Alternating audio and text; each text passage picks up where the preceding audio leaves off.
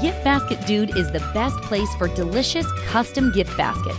Tastefully display your company's message with an assortment of branded gourmet goodies.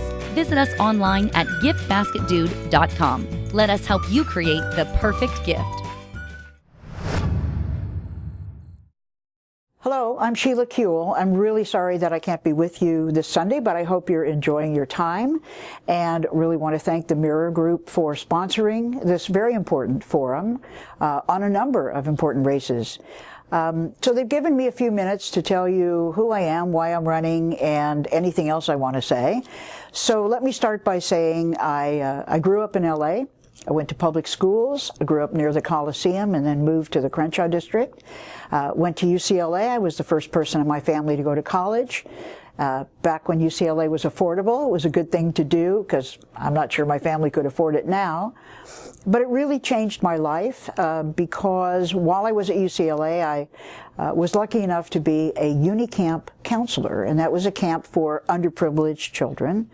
And I really began to sense, having spent most of my youth as an actor, that there was a good deal of pleasure in doing things for other people, in trying to work to improve the lives of other people. And that's really been the basis of my work ever since. I went back to UCLA after my acting career fell apart, and I was in the office that advised student organizations, and it was during the Student Revolution. So I was given to advise the SDS, the Progressive Labor Party, the Women's Liberation Front, the Black Student Union, and MECHA, none of whom really wanted very much advice, but they taught me a good deal about what they were working for justice, for equality. And many of them were going to law school, and my students, teaching me more than I ever taught them, talked me into going to law school, and I applied to UCLA and I was turned down. So I had to go to Harvard. You know, sometimes you just have to go where you're accepted.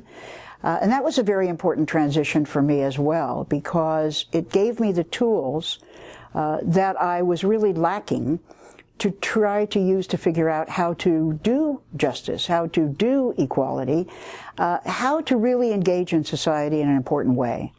So when I came back, I was a law professor, and then in '94, I decided to run for the California State Assembly. I was the first gay person to even get through a primary, much less be elected to the legislature, and that was very challenging because for a while I was the only out gay person in the legislature, and I thought, well, this will be very isolating, but it wasn't, because there were such connections between and among the issues that people were working on. So I was the first woman to serve as Speaker Pro Tem in the Assembly, which means you chair the entire Assembly. I was chair of the Judiciary Committee, and then in 2000 I ran for the Senate and won, and 8 years in the Senate I served as the chair of the Natural Resources and Water Committee, and then eventually the Health and Human Services Committee. I had 171 bills signed into law, including paid family leave, the only law in the United States that provides it, nurse-to-patient staffing ratio requirements in each hospital, a requirement that big developments must identify where the water comes from before they build. What a concept. But mostly I learned a lot about budget, public policy across so many different areas, and the fact that when the state funds something and makes rules about something, when the federal government funds something and makes rules about something, they leave it to the counties to carry out. County of Los Angeles, if it were a state, would be the 8th largest state, 10 million people. And it does what states do, essentially. It's like 5 people running the state of Ohio, which is the next largest state in the United States. So it doesn't have a governor and a legislature. It doesn't have a mayor and a city council. It has 5 supervisors, and they are the legislative and executive branches. And essentially the county does, as I said, what states do. It provides health care, provides mental health services, public health services, transportation. It's the only county in the United States that actually owns and maintains its arts venues. Where it's cities, most other places in LA, it's the county.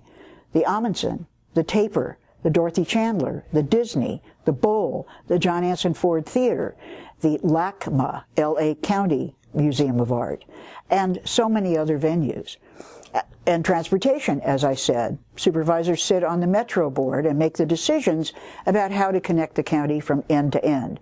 Also supervises the juvenile camps, the entire Department of Children and Family Services with all of our foster kids and thousands more we're trying to keep out of the foster care system, housing, homelessness, so many issues over which I had experience in the legislature. In cities, they don't do these things. Cities do not have these requirements, do not have these responsibilities. So I would maintain that the experience that I gained in 14 years in the legislature is directly relevant to what the County of Los Angeles does, and more importantly, what it's required to do for all of its 10 million residents. I mean, fully 1 million of them rely on the county for health care. County has 4 hospitals, many, many, many clinics, community clinics, different large centers for outpatient services, mental health services for 250,000 people. So it is not, as I've said, it's not an entry-level position, because December 1st, the new supervisor is sworn in. December 2nd, they come to their first meeting and they better know what they're doing. So I decided when I was termed out of the Senate in 2008 that this would be a very good way to learn, to use everything that I had learned. Because serving as I did on virtually every committee and all of the oversight that we did on the budget committee of all the state departments, I believe gave me good experience and insight into all of the issues that the county has to make decisions on. So I hope, of course, that you will decide to vote for me on November 4th. I strongly hope you will decide to vote, and earlier if you vote by mail. It's a pleasure to be able to address you, and I hope you enjoy the rest of the forum. And I thank our hosts very much, and I thank you very much. All right, I'd like to bring up Sheila's arrival on the November 4 ballot for the 3rd District of the Los Angeles County Board of Supervisors, Bobby Shriver.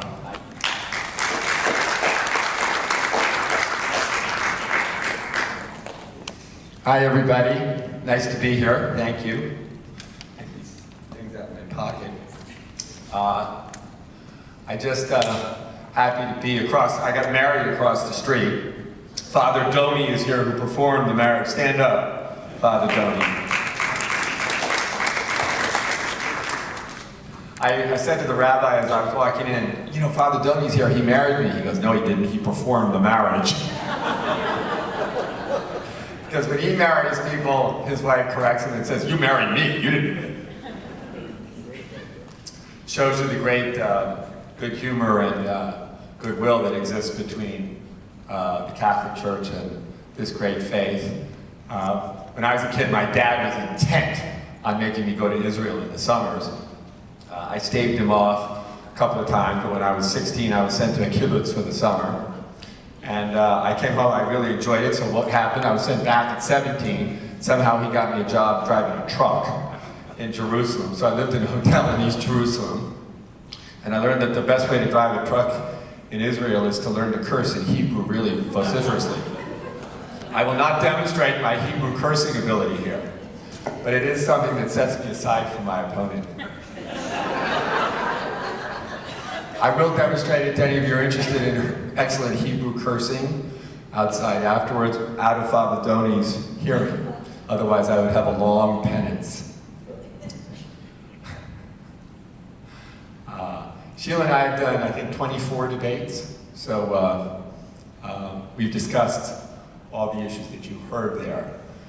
For me, the important ones are the local versus Sacramento. I served in the Santa Monica City Council for 8 years, part of the time as mayor, with my colleague Bob Holbrook, who's here. Raise your hand, Bob. Who's both not only been the mayor of Santa Monica twice, but he's been the president of the school board, where Ben Allen served. He's even been the president of the band parents of the high school. So he's, with his wife Jean Ann, they've served in Santa Monica for, I don't know, 30 or 40 years, and he and his wife embody what's great about local politics, which is they go to events in person. They meet people who they know, and then if you have an issue with them, you call them. That's what I learned in Santa Monica, and that's what I enjoyed in Santa Monica. I like to hear from people in the coffee shop, in the gas station, at the airport, wherever I went. I see people here who have been advocates in Santa Monica on many issues, and hear directly from them I found to be just tremendously exciting. The second thing I learned, which I had learned from my mother, who was a relentless manager of budgets, was to manage a city budget. City budget is exactly like a county budget. It has to be managed, and executive authority is exercised by the supervisors, not by a city manager as it is in cities, but in the county it's actually exercised by the supervisors. Staying on time and on budget is not so simple if you're not focused on it. Things go over in the middle of the year, you have to make adjustments, and you have to make sure you come in on time. In the recession, we kept our AAA bond rating, we didn't lay anybody off, and we maintained our city services, I think, in a pretty decent way. We also generated jobs, which is the third thing that I will leave you with today. I have a long experience in creating jobs, both in the private sector and in the philanthropic sector, and I think to some extent in the government sector, here with my colleagues on the council, where we maintained various projects that were going on in Santa Monica that were terrific, and we maintained employment in the city. That's a substantial difference from my opponent, who, to the best of my knowledge, has never financed or started a private company or other things like that. I think that's important, maybe not so much in our neighborhood here, but certainly in the Northeast Valley, where there's substantial youth unemployment, substantial gang activity as part of this district, Silmar, Pacoima, San Fernando, those areas, substantial youth unemployment, very dangerous neighborhoods there that need help. In fact, the entire valley needs significant help. We've lost 200,000 jobs in Los Angeles County in the last 20 years, not because of the recession, but because of chronic structural aspects of our market here that prevent entrepreneurs from creating new jobs and have scared away capital. To give you an example, which is a silly one, but nonetheless it's a real one, the show Baywatch, which used to shoot on county beaches, moved to Florida. They renamed it because the county wanted a certain amount of money for rent. They said no, this is our final offer. The county said no, they moved. It's my buddy who I worked in the television business sitting there raising his hand. Those jobs moved, 100 jobs moved to Florida. 100 jobs. Solar City, the great big installer, takes 100 days for them. I went out and visited their location in the valley. It takes 100 days for them to install a single family solar panel in LA. How many in San Diego? 7 days. Why? Different systems. We have an older system in LA, we have procedures that are different, but you can argue about them all day long. In one case it's 100 days, in another case it's 7 days. Where do we want to be in 2 or 3 years? 7 days, right? In my family we want to be at 6, because we don't like losing to San Diego. We like to win. There are many other stories like that I could tell you about antiquated, in my judgment, systems that are in Los Angeles County.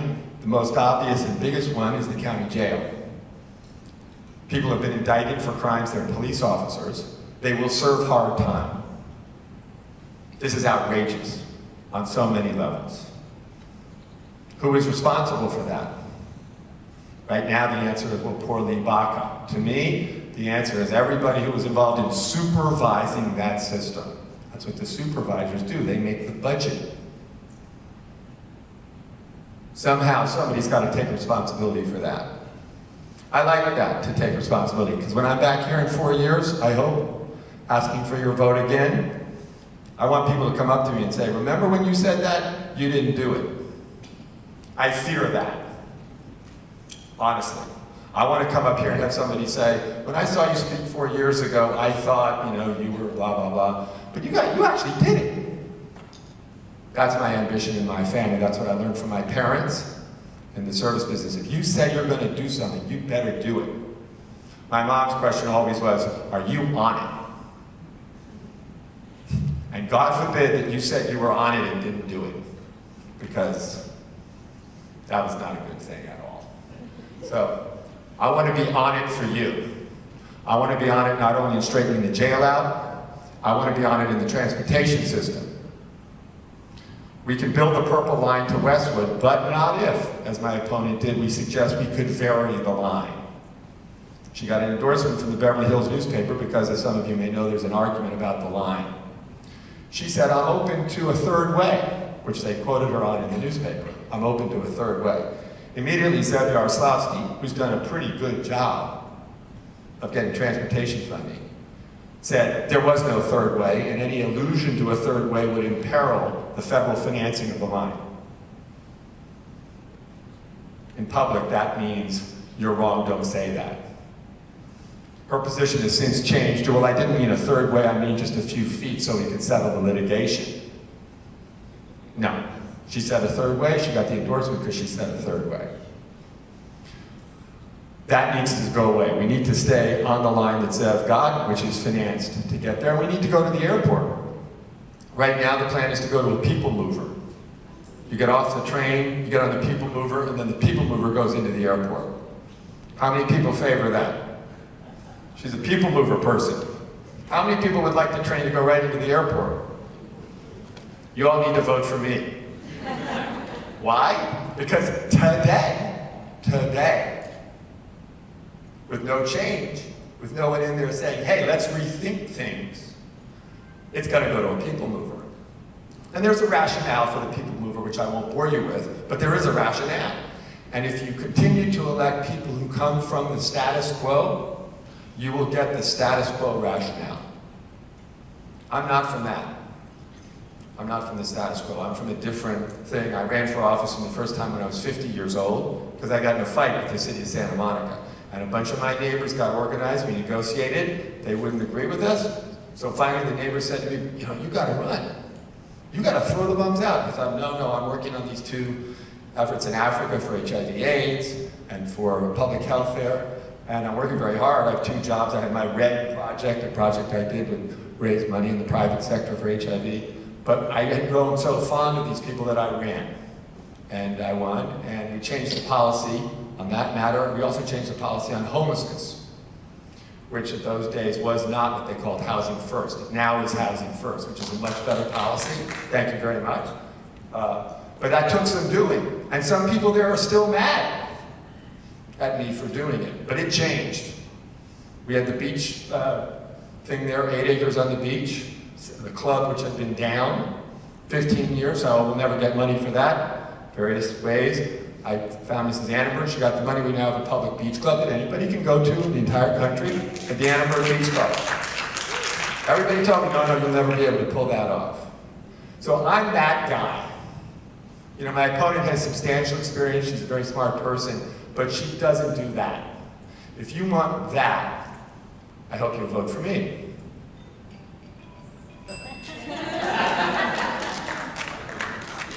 That's it. Does anybody have a question? Thank you. Question, yes, sir. Being on the west side, the biggest problem we have is traffic.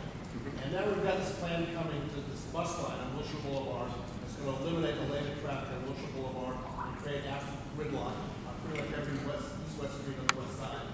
What can you do to stop this, or where do you stand on it? We need to call Eric Garcetti. You said county, so supervisor transportation. Well, actually, you're right. I did say the supervisor of transportation. Unfortunately, the county doesn't control streets. So that's city decisions, how streets are configured. But the county controls Metro, or we have 5 votes on Metro. The mayor has more, but we have 5 votes. I hope the light rail, which is, by the way, how many people have gone to Culver City and taken the light rail downtown? Did we die and go to heaven or not? Get on the light rail, get the tap card, take out your device, send 4 emails, you're at Staples Center, or you're at 5th and Figueroa. How great is that? How long did it take? Too long. Oh, how long did it take it to go down? Excuse me. When I go, it takes about 35 or 40 minutes. You know? When it comes to Santa Monica, it'll probably take a little longer, obviously. But just for me anyway, I don't know about for you, the peace of mind. No one's starting in and out. You don't have to change lanes. It's just like on the device, you're there, $1.75. I think that'll really change life here. 35 for older people. What? 35 cents. For older people. Are you trying to tell me I should be trying to get a deal? Is Is my hair that gray, dude? Oh no. Just said, dude, you could get it for 35 cents. Yes, sir, in the back. What I gathered from your presentation is that you're a person that gets things done. I'm a resident of Santa Monica, and you mentioned that you've got the Annenberg Beach House open to the public that allows the elite country club to give access to people who may not be able to afford it. You know, a lot of elite country clubs in the county of Los Angeles are the public school systems. And I didn't grow up in LA County, I grew up just outside LA County in a town called Oak Park, an amazing high school. I now have a friend who teaches in Inglewood, and I hear how she describes the conditions and the quality of education. You can also add East Los Angeles to this and other parts of LA County.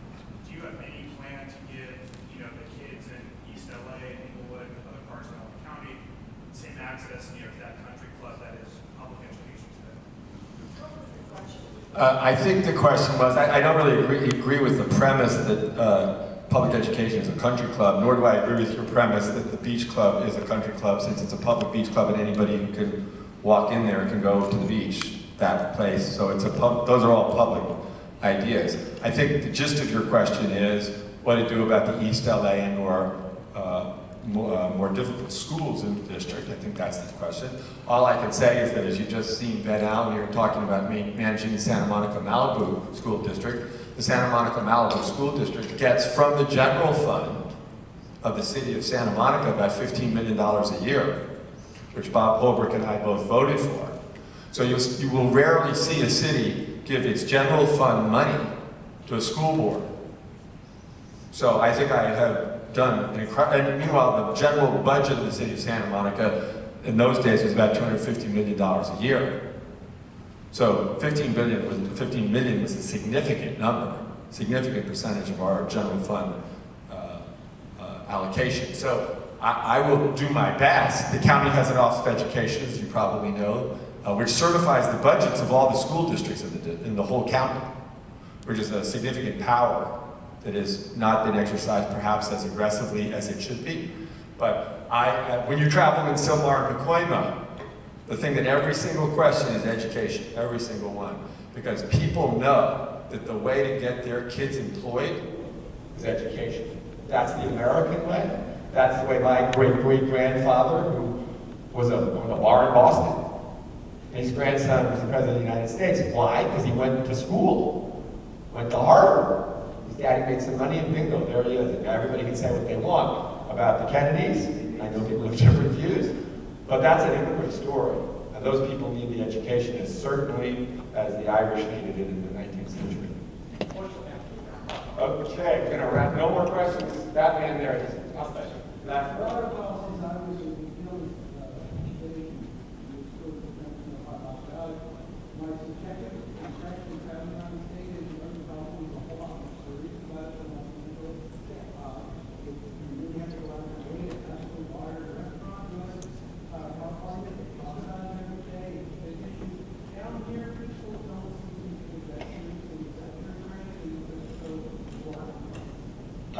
I would say that's not my impression. Most of the people I know. The question is, what about water conservation in Southern California versus Northern California? Are people in Northern California more serious than people in Southern California? He's from Northern California, so. I'm just kidding. No, my impression is that people are trying very hard. Here's a fact, ready? There's no water plant for the county. There has never been a water plant for Los Angeles County. And when my opponent was in the legislature, did she suggest that? I'm asking you. She did not. There is no water plan for Los Angeles County. Crazy, right? We need one. The water bond is coming. I'm sure you all know about that. It's very important that the water bond pass. There's significant money in there for underground management. There's probably too much money for dams. But we have tremendous capacity in Los Angeles to store water underground. How about this? 75% of the water in Santa Monica, sorry to keep talking about Santa Monica, but I really do know it. 75% of the water there is from a well under San Vicente that we pump up to Bundy, clean, and pump right back. That's because of a plan that went on before I was on the council. I can't claim complete credit for it. I did vote for various parts of it. But that's a plan. We need an LA County water plan. For sure. For sure.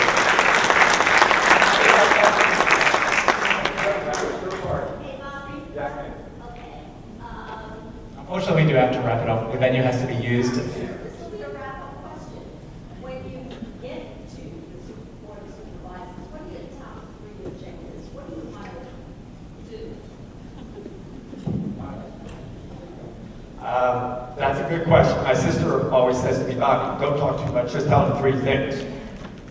Thank you. Number 1 thing, transportation. It's got to be expedited, right? Everybody agree? Number 2 thing, water.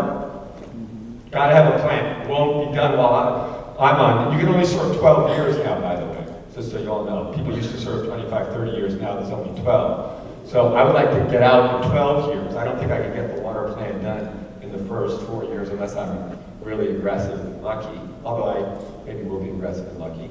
So transportation, water, and then the social services, you know, the homelessness, mental illness. 1/3 of the people in the jail, LA County Jail, are mentally ill. And yet the current plan is to build a new jail and keep the mentally ill people in jail. $2.1 billion of your money. That has been voted on. And who advised them? They sought advice from. Who did they get the advice from? Jail construction company. It's funny, but it's kind of not funny. You know what I mean? I kind of, like, oh my God, that's why I'm running. Because if they vote on that again, we all have advice from someone other than the jail construction company. Because I will ask for that, and I will force somebody to come in and at least give an opinion. I may get outvoted, but I will force a consideration from a mental health perspective. Is it good for mentally ill people to be put in these jails? Or should we treat them in community mental health? These are non-violent people, just violent people in the jail. Non-violent, repeat offenders, minor crimes, mental illness, addiction in the community. We did, you know, that's the way to do it. By the way, it's much cheaper. It's very, very expensive to put people in jail. Very expensive. It costs about 1/3 to put people in community mental health treatment. The county has the money. The county has an enormous amount of mental health money. It's not going to require any new taxes. It needs to be redirected to community mental health centers and away from some of the structures that it is in now. I feel bad because I'm going to be whacked here. Thank you all for listening. Thank you for coming out. I hope you're welcome.